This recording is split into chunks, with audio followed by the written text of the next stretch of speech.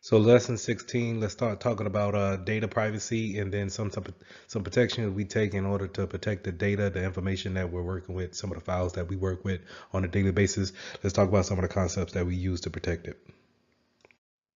So when we first started talking about Security Plus, we always just kind of referred everything back to the CIA triad. Remember that triangle image that I showed where it said confidentiality, integrity, and availability. And then, based on how your business is set up, you will either focus on either a confidential factor or an integrity factor or the availability of the data. But however you want to focus those main attributes is still based on how do we protect our data, how do we make it available, and then making sure that we keep it true to the changes that we make. So that's the integrity part. So we want to make sure that we always keep those things in mind. We want to make sure that the privacy, when it comes to who can see it, the confidentiality and the integrity part is something that we also focus on. No matter if we're just needing the information to be available most of the time, we still want to make sure that the privacy aspect of it is still upheld to a high regard. This is also uh, we want to make sure that we have these things in place for data when it comes to its life cycle. And that's when, we first create a file, we first create that Word document and we put the first words on it, and we create that file. Once we save it, it's created. And then if other people are using it, they edit it or make some changes to it in some type of fashion, we want to make sure that those things are upheld. And we want to make sure that if it's some type of important document, uh, is really comes down to what's in the document. Uh, when it goes to the retention, how long do we actually keep it? So whatever the document is, if it's legal wise, we may want to keep it for so many years, even if this person is no longer with the company. And then we need to have a proper way of disposing old data as well as data that's actually written on physical paper.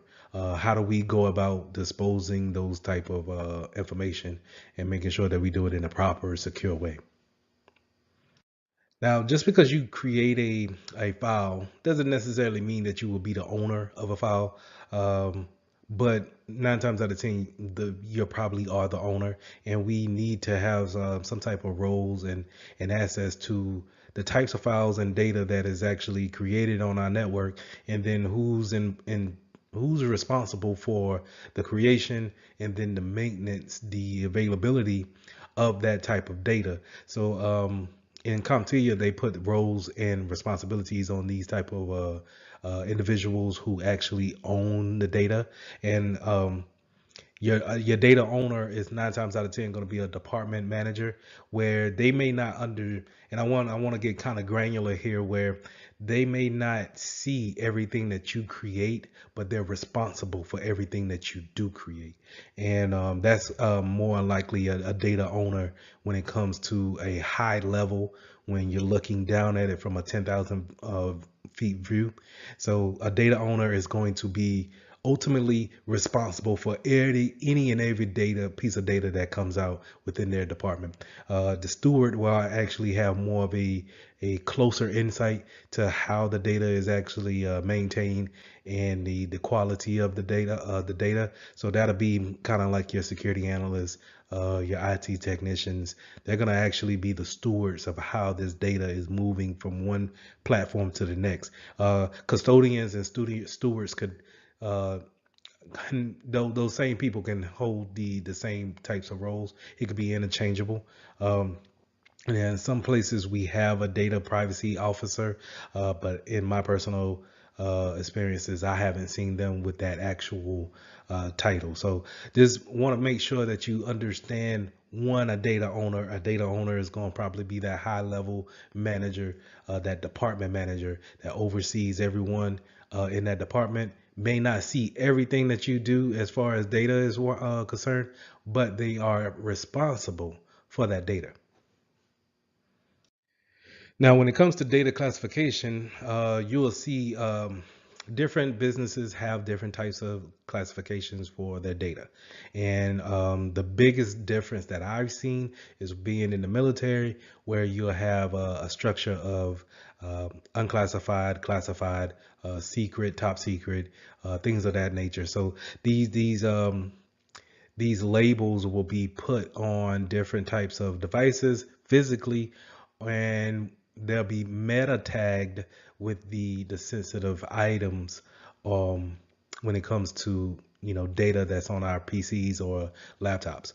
And so 9 times out of 10, when you have a clearance like that within the government sector, you'll probably have a security clearance saying that you have authorization to actually view the content that's labeled for you to see. And what I mean by that is that if you have a secret clearance, you probably can see everything that says public and unclassified, but you're not able to see anything that's top secret.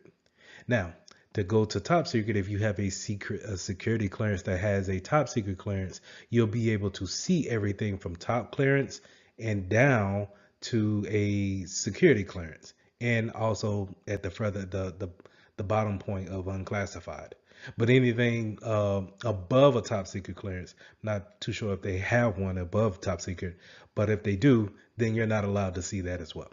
So just know that it's very strict when it comes to the government sector of it, but in a civilian sector, when it comes to classified information, we need to understand that each amount of data that is classified, that's where we want to make sure that people have the right permissions in order to see that data, and more importantly, to make changes to that data, to move that data. So we want to make sure that whenever we are creating sensitive items, that we tag these items properly in order to keep that type of classification on them, and then putting them in the right hands when it comes to permissions. So some of your more famous data types could be PII, which is personal identifying information. So that's going to be your name, date of birth, social security, birth date, anything that is describing you as a person, an individual, that can easily be taken and then used to qualify someone else as you, acting as you with that information. So we want to make sure that we are aware of those type of that type of information that's put out there. But that PII also goes into the customer data too. Where a lot of times we can't go into a store now without giving up some type of personal identifiable information. Even if you're just signing up for couponing, they want your address, your physical address, to mail you something, or they want a email address from you so they can, again, give you that type of service that you need. But you want to make sure that, whenever, if it's not necessary to give up that information, that we want to refrain from that. And also when we're training our employees to actually go out here and maybe go on business trips, to be aware of what type of information that they're giving up about themselves as well as the company as well. So moving on from that, we also have of course health information when it comes to HIPAA, and having things when it comes to the health field, as far as test results, what type of medication that we may be on. Those things that are secret to us need to be tagged in a certain way. Of course, in the financial field, when we all think about our bank accounts, those are things that we want to hold sensitive, and make sure that we have the confidentiality into it to where we can only get to it, but also that integrity factor of no one. If I look in there and see $5,000, I need to make sure that that's my money and that it hasn't been taken away from or added to without my acknowledgement and my consent. So with privacy notices and data retention, this goes back into the type of laws and litigations that's put in place in order for us to gather this information, but also keep it safe, and keep that confidentiality attribute held on that data. So the main thing that you really want to take from this slide is the General Data Protection Regulation, the GDPR, and we want to make sure that we understand that this regulation is put in place in order to provide a standard how we should collect data and then keep that data safe. And understand that the people that we gather this information from, we need to let them know what we're gathering and then how long will we keep that information. I want you guys to think about something. When you fill out applications for these new jobs, how long are they actually keeping the information on your application or within their data banks? So I've seen a couple of businesses have, when you fill out an application, they will say we'll keep your information on file for the next 2 years. And that gives me an indication that, okay, if they are under any kind of breach, then my information could be leaked out because of them keeping it for the next 2 years. So I want you just kind of think about that when it comes to data retention, that it's not necessarily because they want to harvest your information and then sell it out, but it may be that they're under a law, some type of regulation, in order to keep that data and make sure that it's secure. Now, if they're securing it, that's another whole, factor, but they are gathering the information that you give voluntarily. So data sovereignty and geographical considerations. The main thing that I want you to really take away from that is that when you're submitting some type of information to a cloud provider, it's important to understand where they're located at, where a lot of these companies are, to back up, we're all connected on this globe. So you may be contacting a company that's based in Britain and is under the EU standards and regulations, but yet you're stationed here in the United States. So the way they handle your information is way different than how we deal with it here in the States. So we want to make sure that we are aware that we can't just put our customers or our clients' information on different servers within different geographical locations. That's where we need to be aware of how does that country actually run their laws and regulations when it comes to PII, and how long should, if we're going to go that route, what's the regulations? How do we govern ourselves in order to have our data hosted in another foreign land? So privacy on the breaches and the data breaches. So whenever we do have a breach, it's important that we understand the process we need to take in order to letting people know that we have had a breach or data has leaked out. So we want to make sure that we have the proper escalation up to the higher ups to let them know what's happened, and if we have a gather on it, or if it's still kind of out of our control. So we want to make sure that that process is refined, but we also want to make sure that upper management has a process to actually let our customers know, our clients know that, hey, there has been a breach, and this is the process that you need to take as a customer in order to protect your data as much as possible, given the fact that damage has been done. So throughout our course, we already touched on these two different types of policies and documents that we want to have in our arsenal. We want to make sure that, when it comes to data sharing and then the privacy terms, that our SLAs will have those type of um, things addressed in them when it comes to working with a third party. Also having that NDA, that non-disclosure agreement between a third party, is very important. If we're sharing things that make us, our business, unique to us, and we're going to share that with you in order to see if we want to have your services.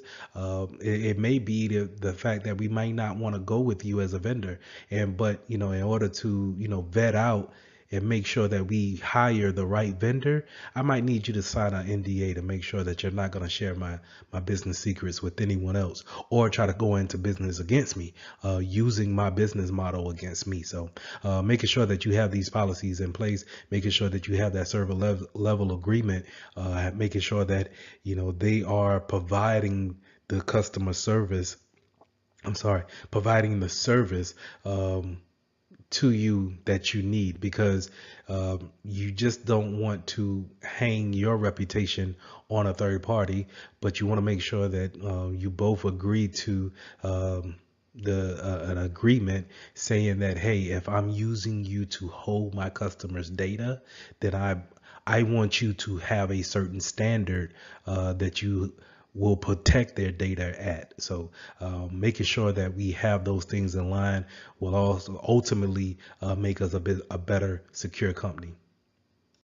So I think this slide should have been a little bit higher up in the show, but protecting the data at rest as well as in transit, and making sure that we have it protected during the use of changing it, and making sure that the integrity is correct whenever we do change it, is very important. We want to make sure that, when it's resting, it's not being used at that time, it's sitting somewhere on a hard drive and just waiting to be accessed, then we want to make sure that it's encrypted. And of course, we want to make sure that we have that encryption moving data from one source to another. So we want to make sure that we have, whenever it's traveling across the network, that we have that encrypted in capsule around our data.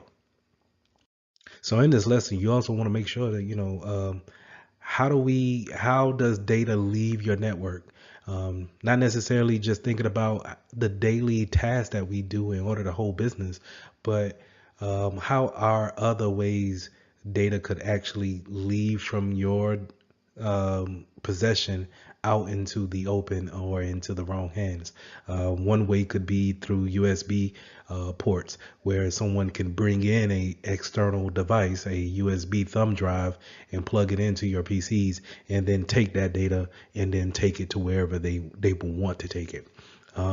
Using things such as a cloud hoster, where someone is they have a Dropbox account or a Google Drive account that's accessing that network, that cloud provider within your network, and transferring data that way. That, is it's an open access to exfiltrate your data out of your possession into a data provider that doesn't you're not having any kind of security control over. So we want to make sure we have things in place such as DLPs, devices, data loss prevention providers, that can see the data moving in a non-secure way. We want to make sure that we have our CASBs in place, that if we see that type of data leaving into a cloud provider, that we are able to flag and stop that type of data from moving out. So keeping these things in place will allow you to have some type of control, security control over access points that come into your network, and you're not necessarily aware of it. So going into the data loss prevention, just like I said before, is going to look at that traffic that's leaving out and seeing if there's any kind of sensitive tagging to it. Is it a sensitive item? Is it a secret item, top secret item? Does it have PII in it?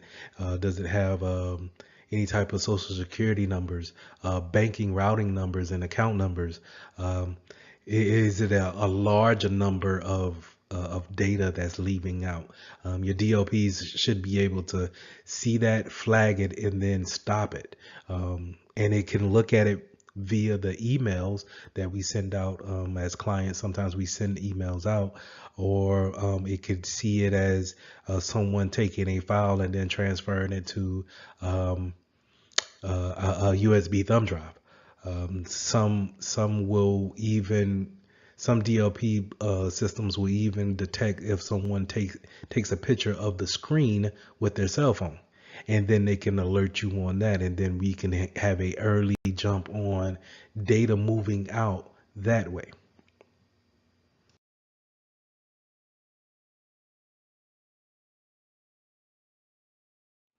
So this is lesson 17, performing incident response. So it's not about um, how to prevent a incident from happening. We're pretty much going to have an event always happening, and we need to know what to do when those events happen. And whenever those data breach happens, we want to make sure that we have taken the correct steps in order to bring the business back into working order, and make sure that we stop the breach, the leakage, as much as possible.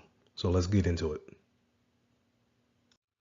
So this is the incident response process. This is where we have 6 different things that we want to make sure that we do, and they kind of all flow back into each other whenever we finish that last step. So the first thing we want to do is we want to make sure that we prepare our security controls correctly, make sure that we have everything in place. This is where we plan and prepare and design our security stack in order to make sure that we have the best security for our data. Then we want to make sure that we um, identify if a breach has happened. So we want to make sure that we have a good identification if a breach is actually happening, if a leakage is actually happening, going on. We want to make sure that we understand it. We have a good understanding of what it is, and then once we have that good understanding, we want to make sure that we contain it. Make sure that we stop the spread of it. So if it's a virus and it's constantly spreading from one PC to the next, we want to make sure that we get those things off the network and make sure we contain it as quick as possible. Then once we contain it, we want to make sure that we eradicate it. That's to actually kill it or stop the leakage. If someone is transferring files out, we want to make sure that we have things that can go ahead and stop that file transference outside of the network. And then once we have that, we have eradicated the issue, then we can work on the recovery road if we need to actually load from backups in the case of a ransomware attack, or we need to, do some reimages on some PCs and make sure that they're starting from a clean slate. And then once we have those things in play, we want to do a lesson learned or a post incident activity session with the people involved in the incidents. So when I mean by involved with the incident, not necessarily your victim, but your incident handling team. That'll be the people who are working in the security group to actually, work together to get things identified and then contained and then eradicated. So we want to make sure that we have a lessons learned with them, and then from there we want to take the things that we've learned in that incident and then prepare us, going back to the first step, prepare us on the next time we have an incident that happens.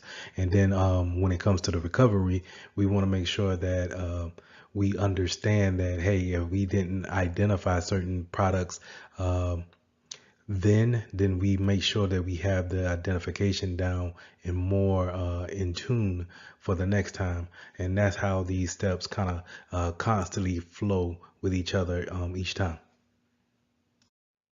Now, as I stated before about how you'll have a team that works together that's strictly for getting a incident handled, identifying and then handling those incidents and making sure that they stop them before they become into real big problems or lingering problems. And 9 times out of 10, this is called a cyber incident response team.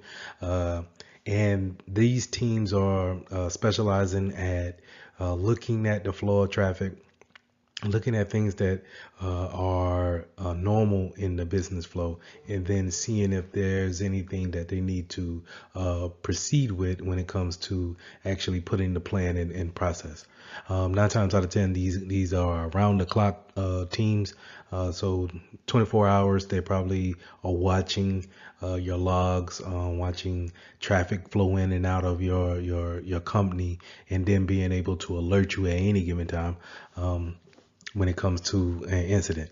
And for my case, my company has a third-party vendor that does this for us, where they constantly watch everything, and then whenever they want to make a of a administrative type of call where they want to block a traffic or block a port or a IP address, they may give us a according to the severity of it, they may give us a call and or email and ask for permission before doing so. Now, whenever you have an incident that happens, it's important to understand that not everybody that's involved with the security management team or security operations is actually going to be working on that problem to get it eradicated.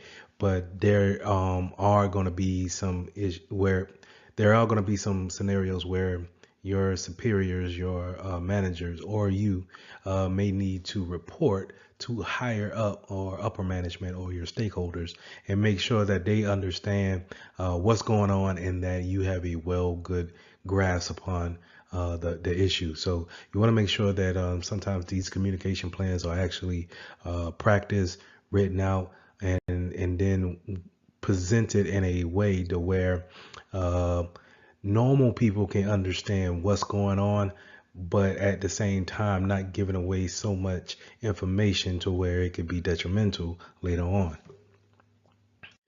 Now, some companies, they have a playbook that they actually follow when it comes to incident response. They have some type of procedures that they follow. Now, these things could be uh, well documented, but at the same time, in my personal opinion, I think it could be it could hinder you because you're looking for step one, you're looking to actually fulfill um, that task of step one, and it may not cause for that. Each incident may be different than the last, so it's good to have someone that's on staff to handle these incidents that can be versatile when it comes to understanding what is happening and then how to actually stop it and recover from that. So, but just to know that having a plan is always a good stage of attack, but being able to pivot at any given time is always a better point. Now, in order to help these teams, we have tabletops, simulations that we can have walkthroughs where we're given a scenario and then we're actually um, performing on our laptops or in virtual machines of what can actually happen, what should we do, how does it look into our environment. That's the great thing about virtual machines is that we can build an environment that looks like our business environment with applications and connections and everything that's entailed on our PCs or our laptops, and then we can drop a virus in there and see how it acts and see how we would react if that was the case. And so these tabletops, these walkthroughs, they are great learning tools in order to get great practice in when it comes to preparing ourselves for an incident. So let's go into incident response and then what's the difference between that and disaster recovery and then retention policy. Uh, Now, incident response, like I said, is it may be an attack that's not necessarily a disaster. It could lead up to it, I believe, but I think it starts off as something that can be handled within 24 to 48 hours. And it's something that should be handled by a group of individuals, such as our incident response team. Now, again, like I stated before, we can have plans for any kind of incidents. Such as, to give an example, someone left their laptop, their work laptop, on a plane, a business trip, right? And now we lost that data that's on that PC. So now that's an incident, and we need to take a certain steps in order to recover that data, make sure that that data is protected and is unreadable once it's lost, right? But in the difference between that and in a disaster is that a disaster is so bad of an incident that it may stop the business from existing. And if the business doesn't recover it within 2 weeks time or however long it takes for your customers to allow you to be down from service, uh, it could end up in detrimental disaster like that. So we want to think of disasters as being either man-made or um, a force from God. So we're thinking tornadoes, um, earthquakes, things from man. Let's say someone burned down the building.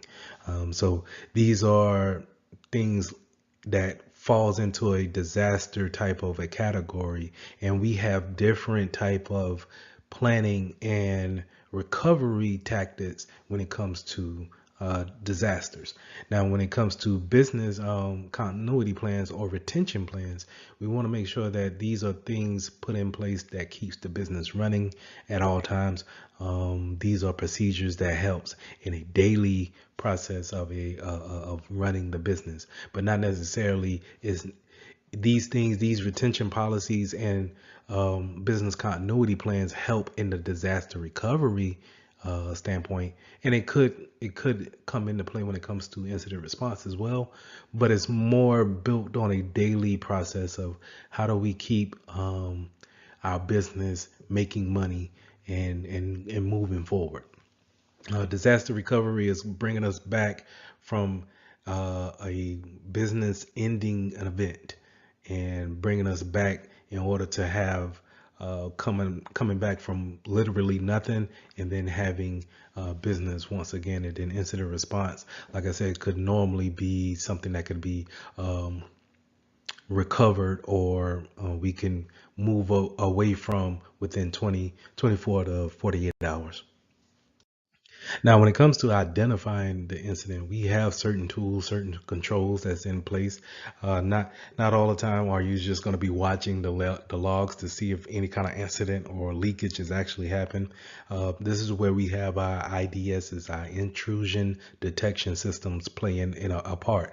This is where we have our SIM, our security incident and event manager, actually looking at these logs, and if they see anything that's out of the way as an outlier, they should give you a warning on those things. These type of tools are put in place just to see that traffic flowing every day. Think about how many people you actually have working in a Fortune 500 company, and then how many people are actually sending emails out, sending messages from one space to another, sending things out to the cloud, pulling things down from the internet. So many things are happening as far as data moving back and forth that we have these controls in place just to see all of that data. And it's our responsibilities as security professionals to know how to set the limitations on it, and then have it alert us if there's any type of anomaly to those regular tasks that's being held on a daily basis. So this slide just kind of reiterates what I was saying on the previous slide when it comes to the security information and event manager management system, which is a SIM, a very good tool to put in place to watch that data flow back and forth and then give you alerts if there's any kind of issue that needs to arise. Now, your SIM system is not just made for alerts or just kind of plug and play, and it does need to be tailored and contoured to how you want these alerts to actually happen. So it's very important to have our staff train in these tools that we put in place. So just not I don't think that you can just get into a sim and just hit the ground running. It's a learning curve, especially when it comes to different vendors and different types of sim consoles. We want to get in there and see what works for us, what is the configurations that work well with our business plans, and see how do we want to be alerted. Do we care if we get an alert at 3 a.m. in the morning for someone logging on, or maybe we have a night crew? So we want to make sure that we tailor these type of dashboards, these controls to our business, and make sure that it works well for us and staying efficient. So the trend analysis, what we want to make sure that we understand when it comes to the trend analysis is the frequency and the volume base. So when it comes to my personal opinion, when it comes to what's an outlier to me is that how frequent something happens and then how much does it happen. So that's the volume. So how frequent it could happen 3,000 times a minute, or it could happen every 3 months. The frequency, that's where I'm saying where you need to actually analyze what's what's weird to you. You know, what's when you're looking at the data and you're constantly seeing the same thing over and over and over again, but then you realize that someone took something out.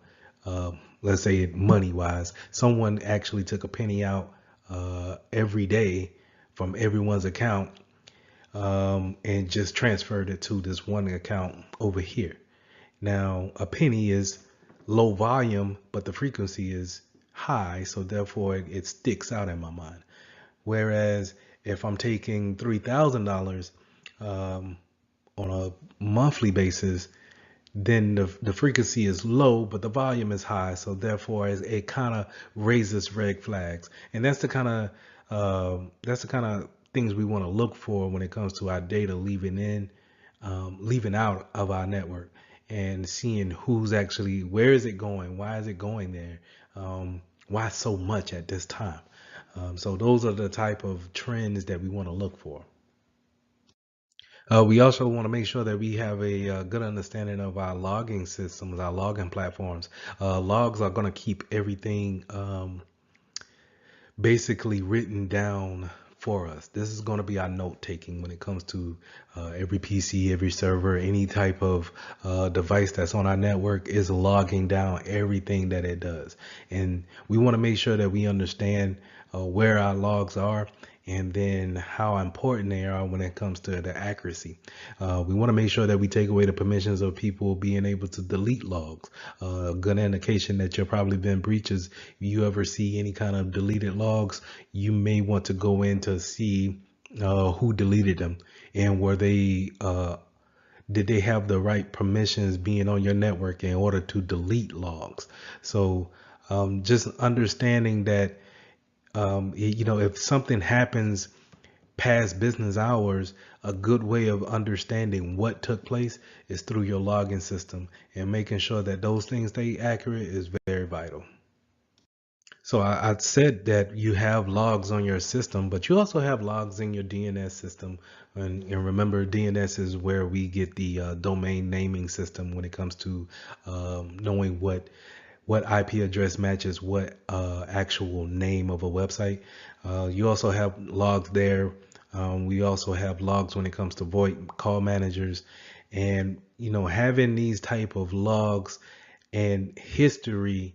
Like I said, it gives us a better way of threat hunting, making sure that we can see what's going on when we're paying attention to something totally else.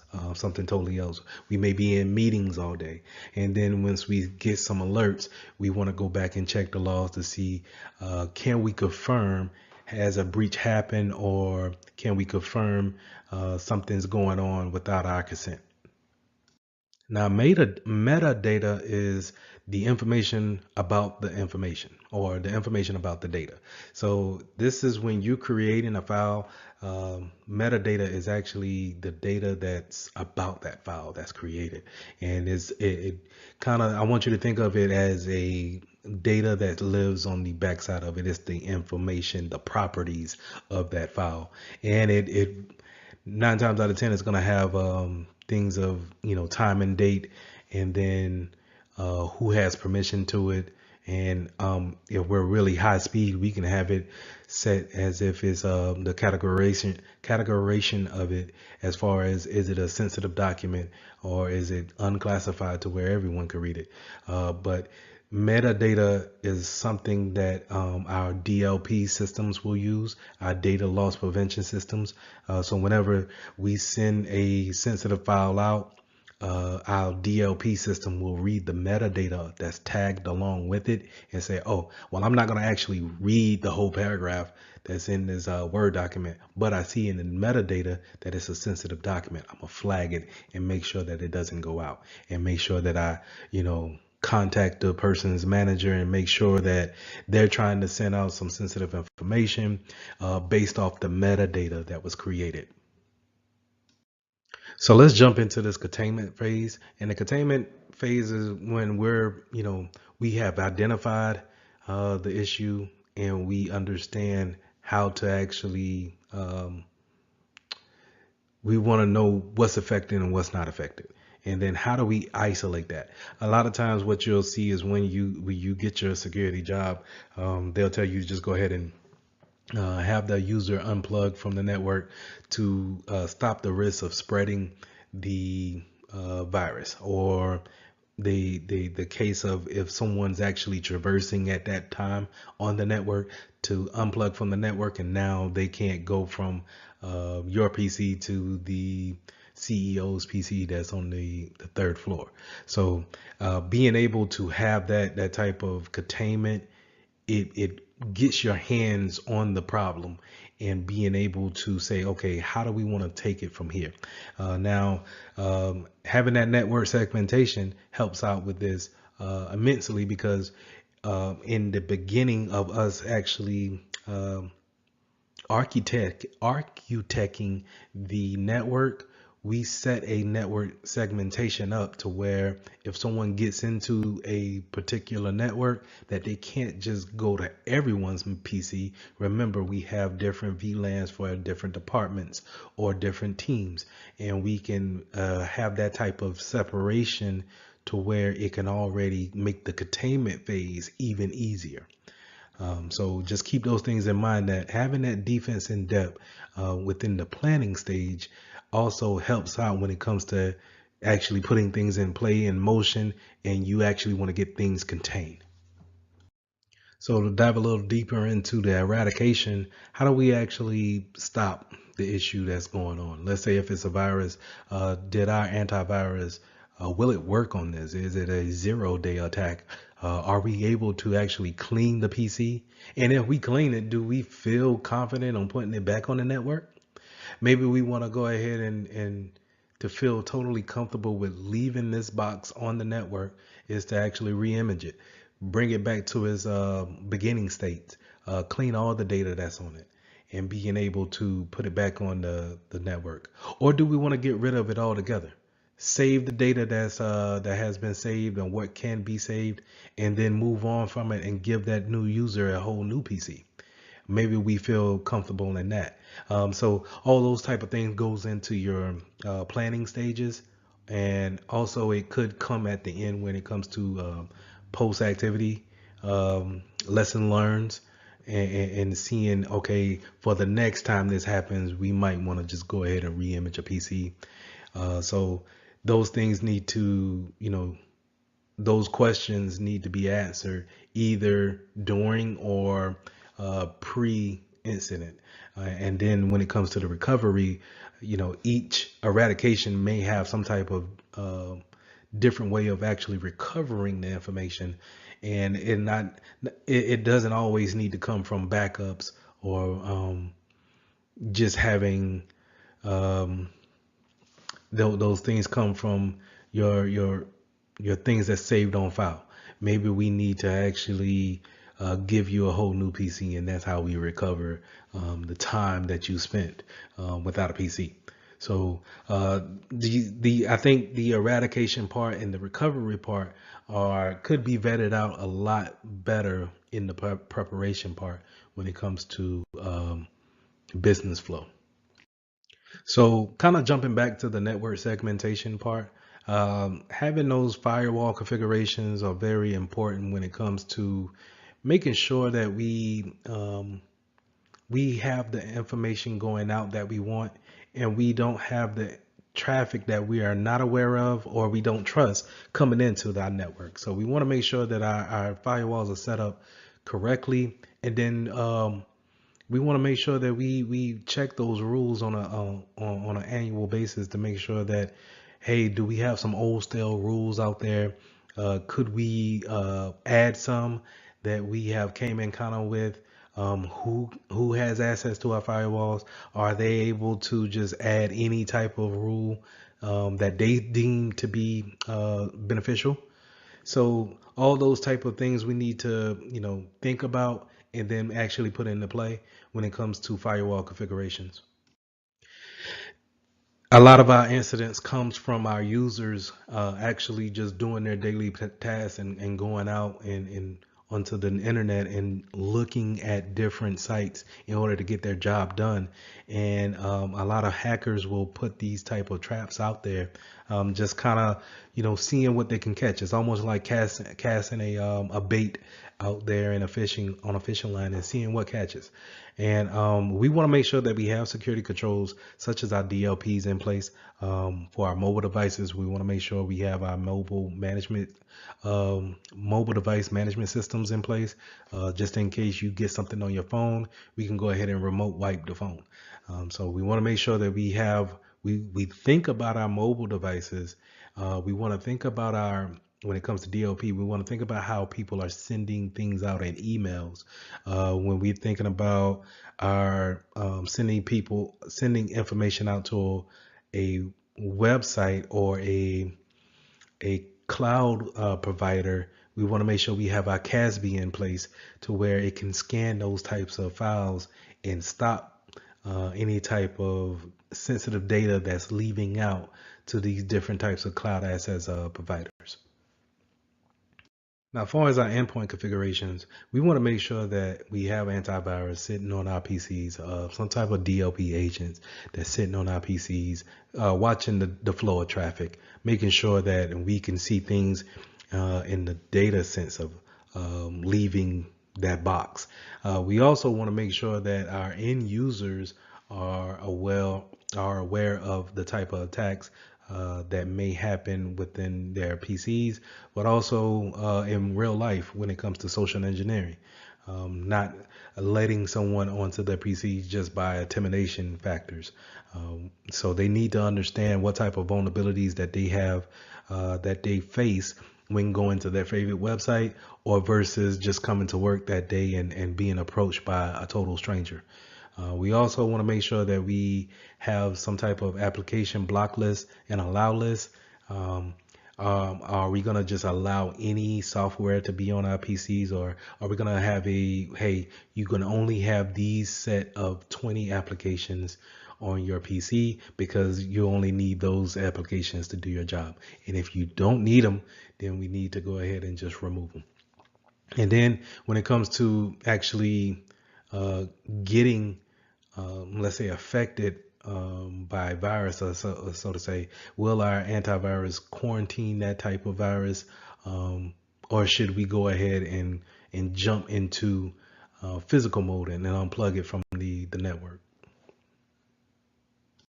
So our key points to review is that when it comes to incident response, it's not necessarily uh, it's not necessarily that you won't get an incident or become breach. It's a matter of fact of when. And when it does happen, are you going to be ready for actually uh, putting a plan in place, being able to identify your issue, being able to contain it, and then eradicate the issue, and then recover if necessary. But then after that recovery, are you going to be able to sit down, say, have a lessons learned or a post activity discussion, and then prepare yourself for the next one? Lesson 18. Let's talk about digital forensics. So whenever we have a incident that goes down, sometimes we need to actually hold that information or that data for law enforcement and for cases that may be held in a court of law. And so we need to run proper digital forensics on different types of workstations. So in this lesson, we'll go over different types of tactics and what we should look for when running forensics. So the key aspects of digital um, forensics is when you want to collect data evidence, and data for code of law purposes. We want to make sure that it is accurate, and that it hasn't been changed by you or by anybody else, that could maybe be thrown out in the court of law if proven to be unreliable data.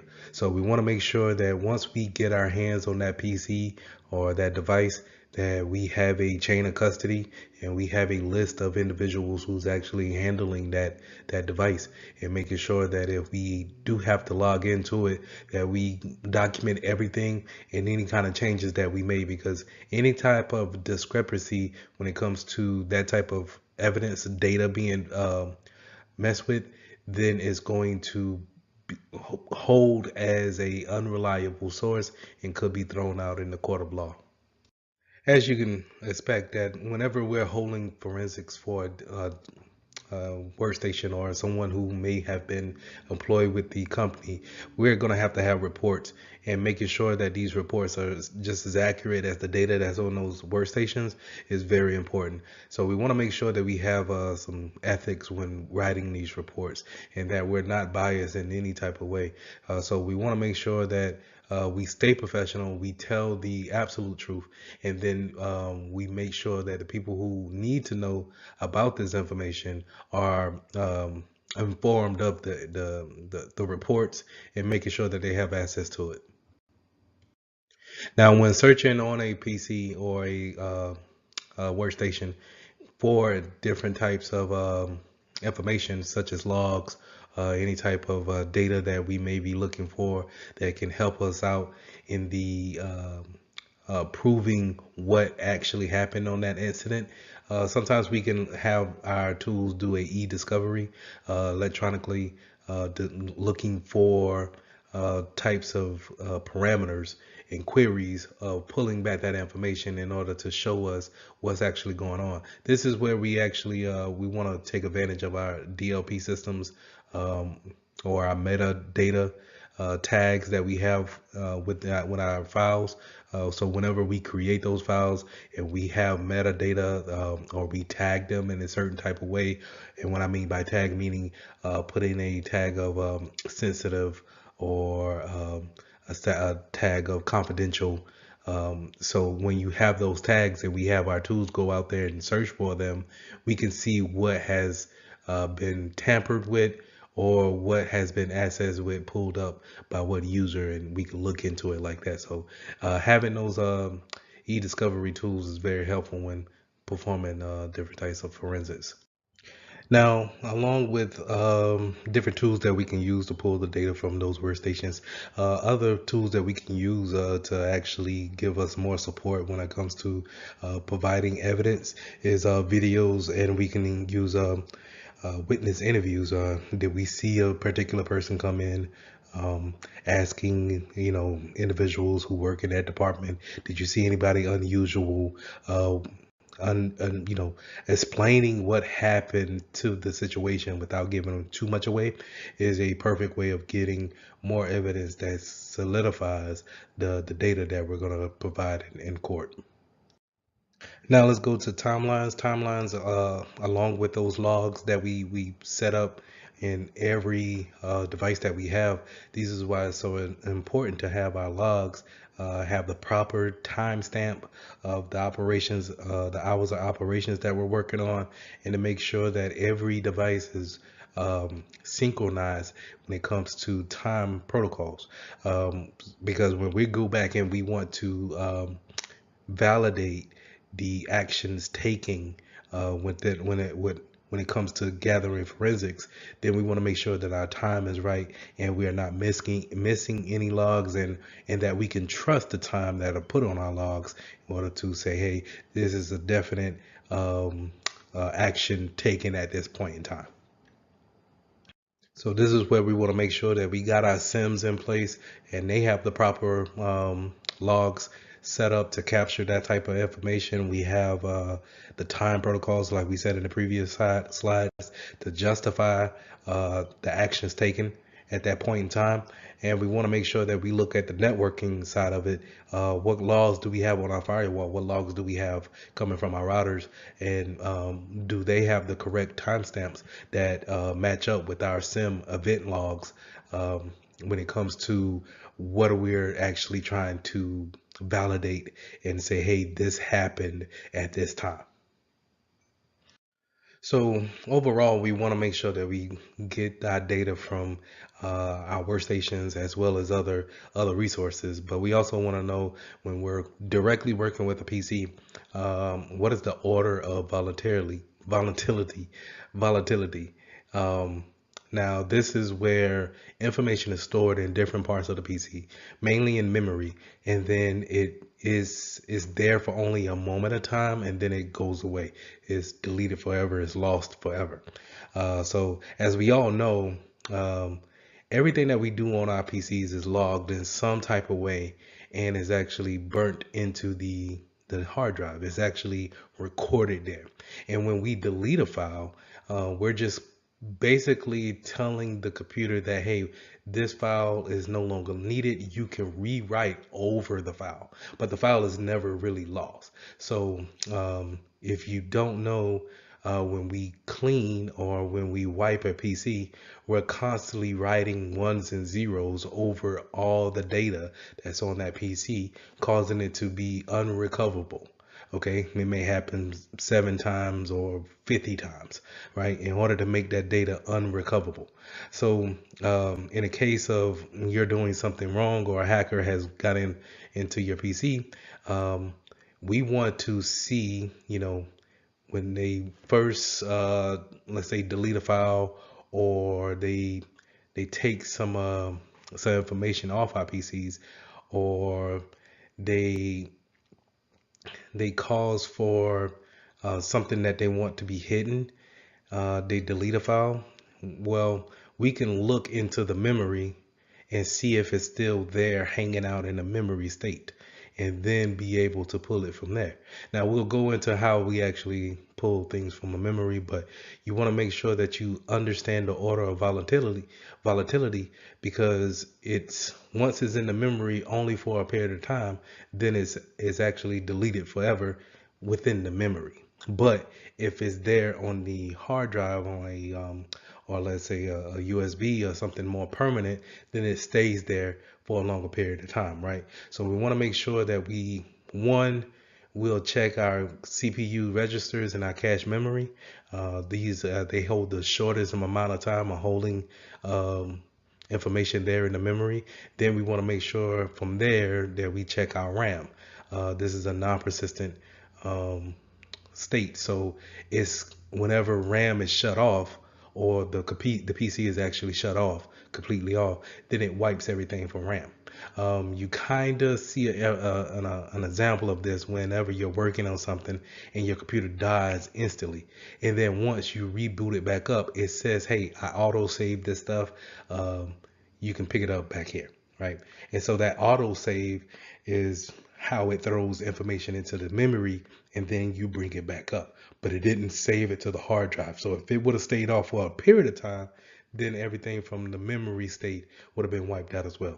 So from there, we want to go to a more persistent data on a persistent storage. This could be temporary files that you see in your documents folders. If you go and you look into the directories somewhere on your C drive, you'll see some temporary files that can be stored there.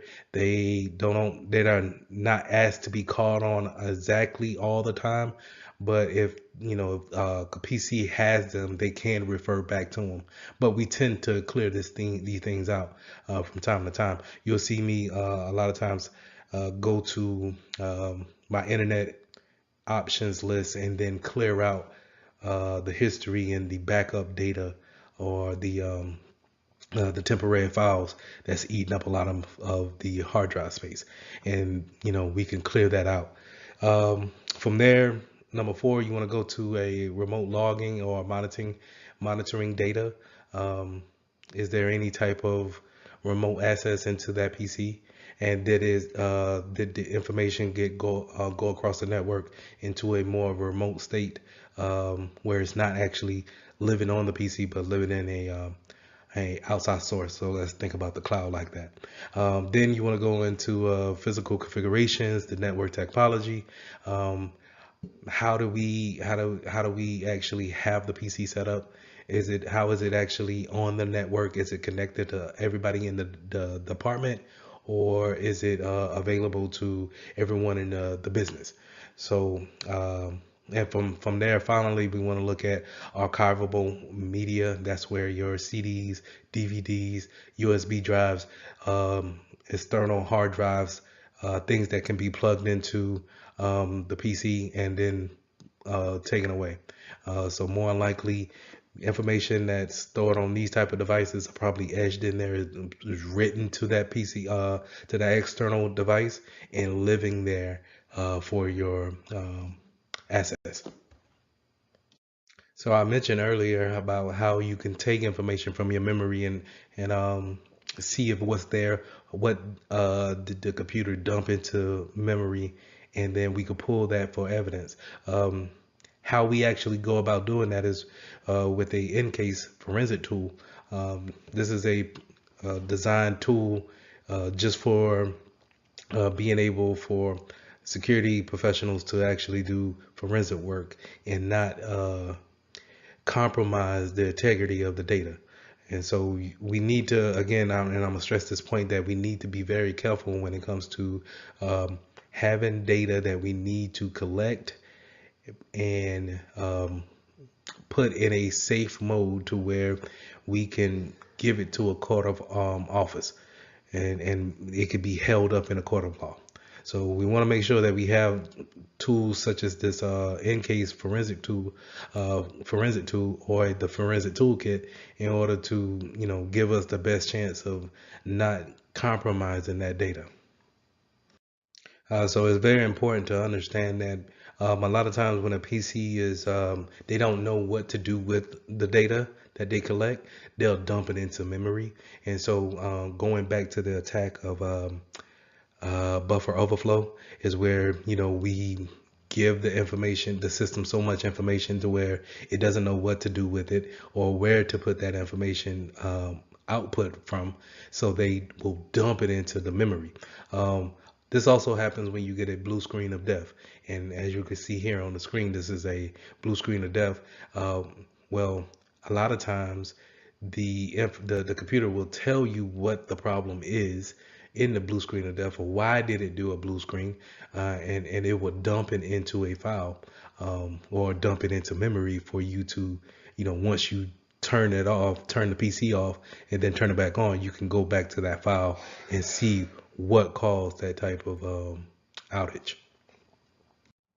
So this whole time we've been talking about preservation and making sure that the integrity of the evidence is upheld. We don't change it in any type of way. We just stay clear of really just making sure that that is a valid state of data when it goes into the court. But as a security professional, it's our job to understand that whenever we're snooping around and going around a hard drive to look at different types of statuses on that hard drive, things are constantly changing.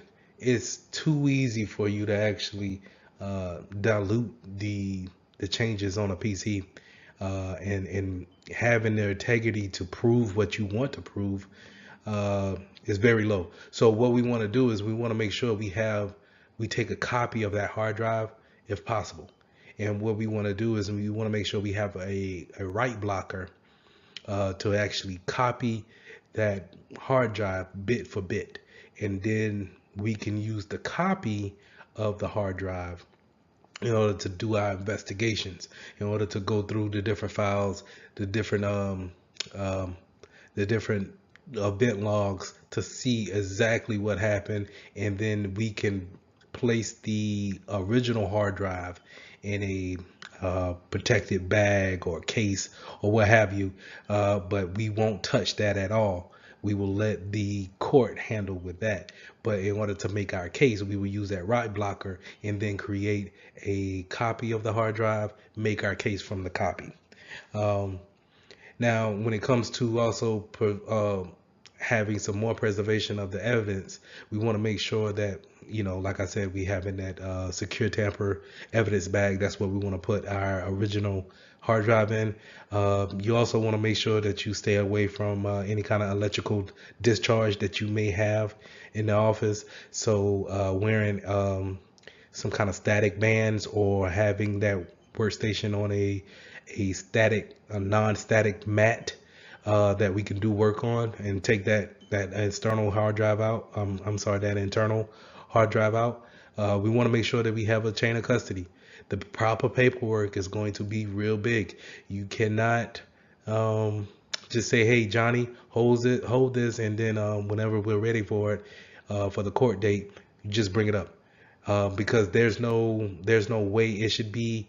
If we're gonna prove something, then there should be without a shadow of a doubt that only these people had it and no one else tampered with it. Because if it brings in any kind of doubt, then it's liable to be thrown out. So we want to make sure that we have a chain of custody, and if we have somewhere secure to put our equipment that we're gonna, present. Is it a cabinet that we're gonna put a locks on, maybe in a secure room, or is the whole facility needs to be locked down? So just some things to kind of keep in mind, that when you bring these things up into the court of law, these questions may come up to say, hey, okay, how much can I put trust into this? How can I say, hey, this didn't change because of you? So you want to make sure that we have that integrity piece of it when performing forensics.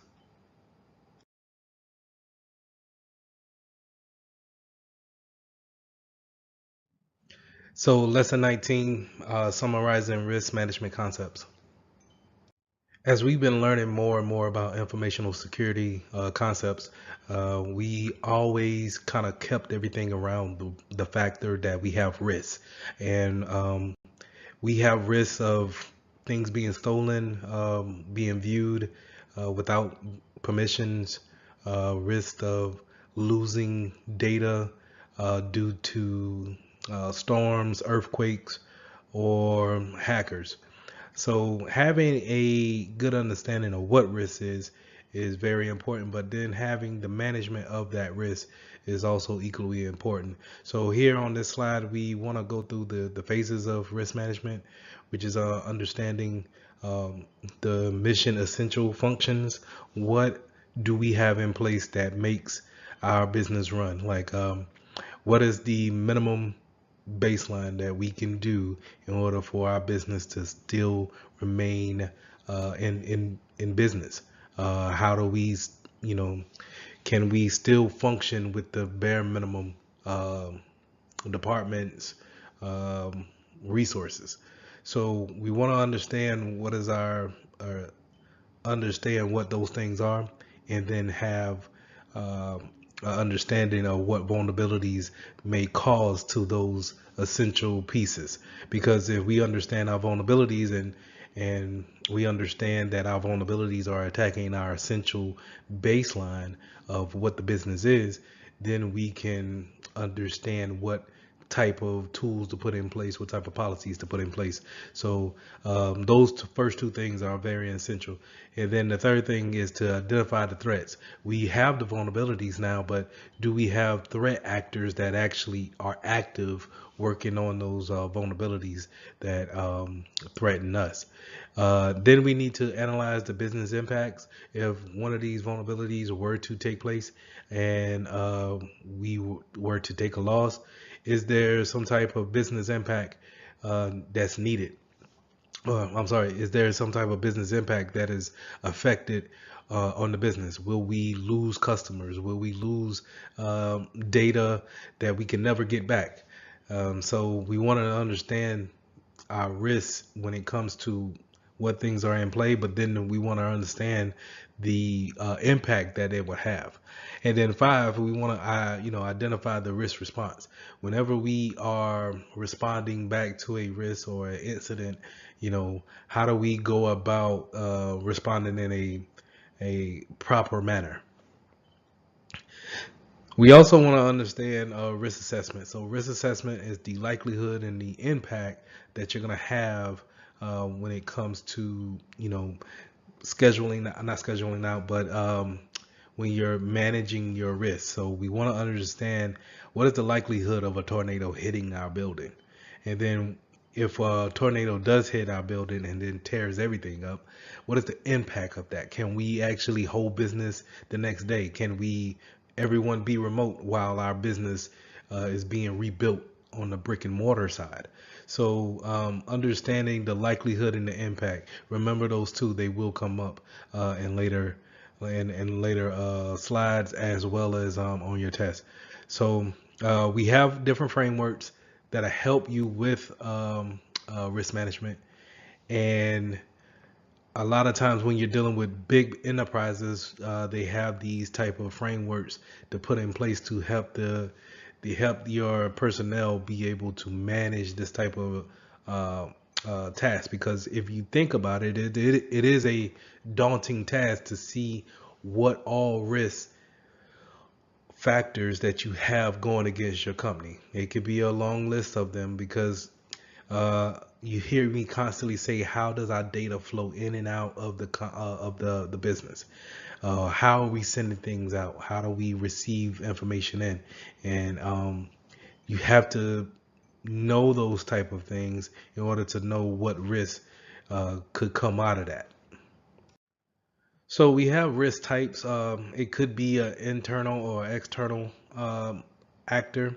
External could be, a hacker from Germany, or something God made, where it's a natural disaster, a flooding, hurricanes, things of that nature, or a person made disaster where it could be viruses, or any kind of denial of service where they're cutting the power to your building. So those are external risk factors. Internal will be more of the insider threats, your people who are actually employed by the building or by that business, and they have permissions already. They are in your system, and they are able to go to different folders and see those type of things. They can see what type of security system that you have inside the building. So those are your internal threats, risk factors. So you also want to make sure that you understand your external being the third party factors. So not only are they external, they are people that you trust because they are your third party vendors. So say Microsoft gives us Microsoft Office, and they give us a renewal license every year for the software, and they also can log into it remotely and help us out with troubleshooting. So we have to make sure that we account for them when it comes to the risk factor of um, us giving them our internal IPs and internal system names, just in case if they get hacked for any type of reason, we understand that our information may be lost in that factor. So when talking about risk management, 9 times out of 10, you're going to run across qualitative and quantitative assessments. And the easiest way to tell the difference is when you're talking about quantitative assessment, you're talking about something that has a number value associated with it, some type of price revenue um, that's associated with that type of assessment. We have lost so much money due to this risk happening, or we could be subject to losing this much, right? And whereas qualitative is more of an opinion based assessment. So it will be, if this risk was to happen to us, our customers will think of, we may lose customers because they think that we're not a safe company to have personal records with. So you want to have a good understanding of that when it comes to the Security Plus test, and just understand that when you're talking about quantitatives, you're probably going to deal with these different factors, these risk factors here. You're going to deal with SLE, as single loss expectancy, your exposure factor, and then you also have a annual loss expectancy and a annual rate of occurrence. So all these things kind of factor in to how we actually get this assessment in a percentage wise of how do we determine if we stand a high risk of this vulnerability or if it's relatively low, right? So just to give a kind of an example where if we're in Nebraska, the annual rate of occurrence of a typhoon happening is little to none, right? So our risk there will be low.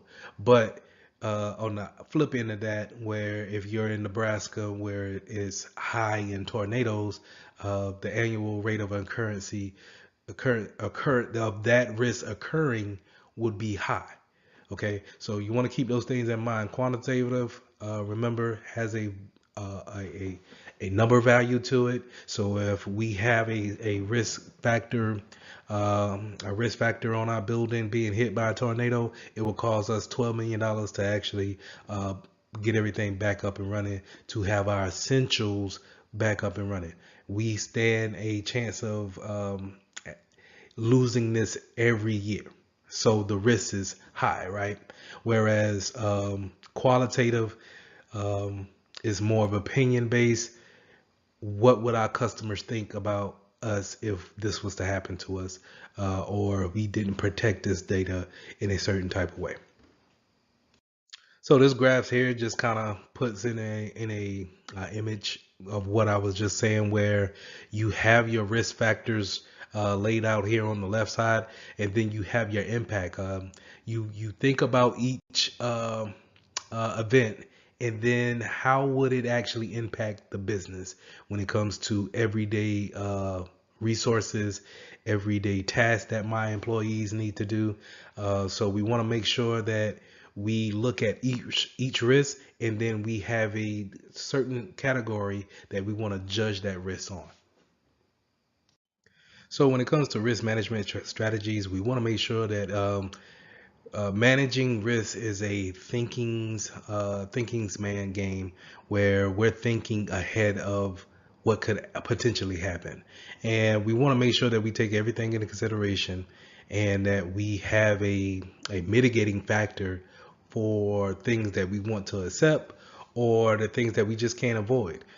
So we want to make sure that if we inherit some risk, let's say, and a good example of that is that if we inherit the risk of a third party vendor, we want to make sure that we have mitigating factors in place in order to say, hey, if Broadcom gets hacked, we only gave them so much information of our employees' information to where they won't have to, it won't affect us as much as we given them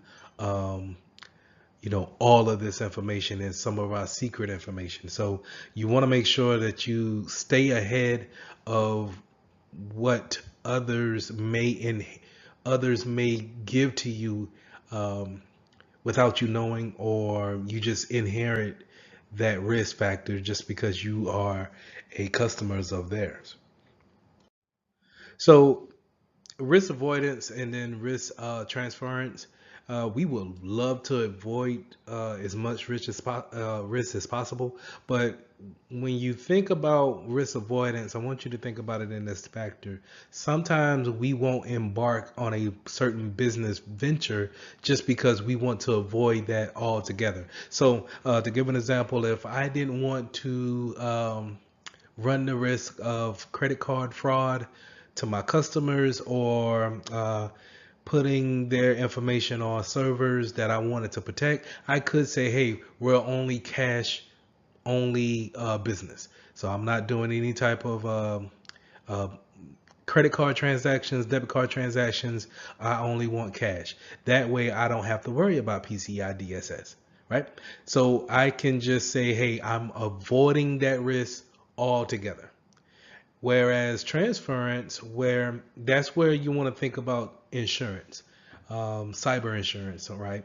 So let's just say I put cyber insurance on my data center. And now if my data center is subject to flooding, I can call up my insurance company and say, hey, we experienced this, and I can get a funding to rebuild my structure. That's transferring the risk from uh, your accept. That's transferring the risk from you to a third party. Okay. Now, having a risk acceptance is where we are willing to take on the risk and the consequences of that risk, right? Maybe we can't avoid it. Maybe we can't transfer it. We can't mitigate it. We're willing to take it on and accept the risk because of the company business wise will be able to still function even if this was to happen to us. So um, I think a good bullet here is not to ignore the risk. You want to understand that the risk is there because maybe it worsens over time and maybe it turns into, okay, we need to avoid this. But if we can accept that risk and just say, hey, I'm willing to take on that risk, just know that. Now, in order to make that type of decisions, you need to understand your risk appetite. What are you willing to lose? And what is an unacceptable um, margin for you and for the company. So, if you're willing to lose $10,000, but not willing to lose 50,000, then that sets your appetite to, hey, I want my appetite to be around 15,000. I can't really do anything more than that. So that's your risk appetite. Now, all for this slide, I've been saying that how we need to, think ahead of the curve, understand the layout, and then how are we vulnerable in different types of areas. This is just being risk aware, understanding the things that are threatening your company, and then how do we actually manage those type of factors.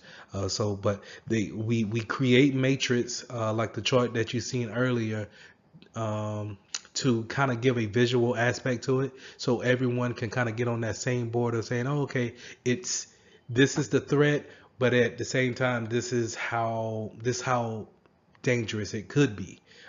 This is how we set in the mitigating factors for it. So we have different matrix to show that visually, but then we also have different graphs from other third parties to kind of give us a help when it comes to looking at each risk factor, because it could be 10,000 different reasons why you stand a risk in your company. But that's why it's so important to have a baseline in order to say, okay, these things matter to me, and if I can defend against these risk factors, then we stand a good chance of being okay when it comes to running business. Now, we talked about a little bit of the impact that it has on a business. Just realizing that when you stand risk of a threat, that you need to understand, if it was to happen, how could it cripple the company? And if it's so much of a detriment to the company, maybe we want to think about avoiding that risk altogether. Or how do we mitigate it to where it's acceptable um, to our board members? So having a business impact analysis, it sets that up to where we are looking at the impact of cost. We're looking at how often does it happen. Um, these things come into play, and instead of reacting to when a threat happens, we already have a good understanding of what it is before it actually happens. So during this lesson, you constantly heard me say, find out what that baseline is. What is the mission, essential functions, the resources that you have when it comes to your business? And understanding what those resources are gives you a better understanding of what type of risk that you face, and then what type of security controls that we need to put in place. Um, Now, in the slide that you see here, um, the workflow has the data going through different types of servers, And if one of those servers were to break or to go down, what's the maximum tolerable downtime that we can have in order for business to still remain functioning? Or what's the maximum downtime that we can have to where our customers are not complaining about business? So we want to make sure that we understand that time frame. We want to understand what point that we want to recover back to when it comes to the data loss, or what was lost during the disaster or the interruption of workflow. Can we go back to that one particular time, or do we need to go back further? Um, we need to understand these types of functions so we can, have a better understanding of our risk and a better plan that once these things, these incidents happen, we can instantly put into action a recovery plan. So in to add on to finding out what's our baseline, we also want to make sure that we identify what are the critical pieces, servers, desktops, people that are critical to our business being functional. Making sure that we have set ourselves up for a redundancy, meaning if one of our critical pieces were to go away, that it can fail over into another desktop server. Person can pick up that information and keep the business running. So we want to make sure that we identify all of these assets and making sure that we know their roles, and then we know how critical they are when it comes to the processes of making our business run. So you kind of heard me say having that redundancy. This goes into single points of failure. Whenever we have one router that's routing all of our traffic, then the attacker has one point of attack. Let's take that router out, and then now this business has no way of communicating outside or within the internal as well. So we want to have maybe two, three routers that's routing traffic or is on a standby. The same thing when it comes to desktops. Maybe we want to make sure everyone in the business has a desktop, but we have a spare lot where we keep 20, 30 PCs imaged, ready to go with applications, ready for distribution at any given time. Because if Larry comes into the office one day and he forgets his laptop, then I don't lose production for that day because I can give him a spare laptop from our spare bin. I will retrieve that at the end of the day, and then it goes back into my spare parts. So keeping that flow of just making sure that you don't have a single point of failure. Remember, it just doesn't have to be workstations or routers. It can be personnel. If Susie's out today and she's the only one that can cash checks, that's a single point of failure. Now we can't cash checks for that day. We need to train someone else to have that permission whenever Susie's out. Okay, so we want to make sure that we eliminate that as much as possible. So let's go into disasters. What is it? What could be considered a disaster? Nine times out of ten, my mind goes to some type of natural disaster, earthquakes, floods, fires, um, tornadoes, power outages. Anything God made would probably be considered natural disasters. But man-made disasters could be any type of vandalism to the building to shut off power, or um, viruses, things of that nature. But when we think about the word disaster, I want you to think about what could possibly happen that could cripple the business so much to where it doesn't survive in the next 3 to 4 hours if it doesn't recover, right? So take Amazon for example. A disaster for Amazon will be losing connectivity to the internet. If somehow, some way, the internet has all faltered on all of their data centers, and no one is able to reach Amazon.com and get their orders, two, make new orders. Um, how long will customers allow that to happen? And that's what we mean by a disaster. Something has happened to where it has crippled the effect of the company so much to where we're scrambling to get back to just a working baseline. All right. So um, to go off that example, if Amazon is down for the next 3 hours, they may lose a quantitative amount of $3 billion, where qualitative wise, a lot of us may think, I'm not going back to Amazon.com. You know what? I'm gonna order it off of eBay. And now the risk assessment of the people at Amazon needs to take those things into consideration. Of this is the effect of the disaster. Okay, the $3 billion that we could lose or we have lost, and then the potential of our customers taking their business elsewhere. And these are the things that we want to keep in mind when it comes to a disaster. These are major events that we need to plan for, have a remediation plan for, and then a recovery plan for it. Okay. So that goes into the next slide of disaster recovery plans. These plans need to be well thought out, methodical, um, need to kind of be able to capture any scenario. And more importantly, they need to be exercised every year on an annual basis. Remember that. And that's not just because it's going to show up on your test, but it's going to show up in real life too.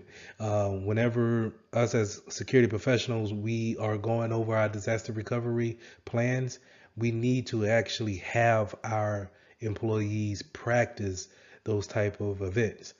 Practice the tasks that we have laid out in our DR plan, our disaster recovery plan, because once it happens for real, we need to actually put things in motion. We need to fail over our network to a backup system or a backup network and make sure that we're able to get out to the internet and we're not troubleshooting something that we should have troubleshot when nothing was going on. So we want to make sure that we are constantly going over the planning of it. But then once a year, we want to take a week, maybe when the business is slow, and we want to take that week and dedicate it to actually putting the disaster recovery plan into action. And for some of you, you actually seen this happen. It goes by many different names, walkthroughs, workshops, um, different functional exercises in the military. They just call it training. So these are exercises, like I said, to get you ready for a disaster. That way, whenever a disaster does happen, it causes less panic, and we have things in place to keep the business running and surviving.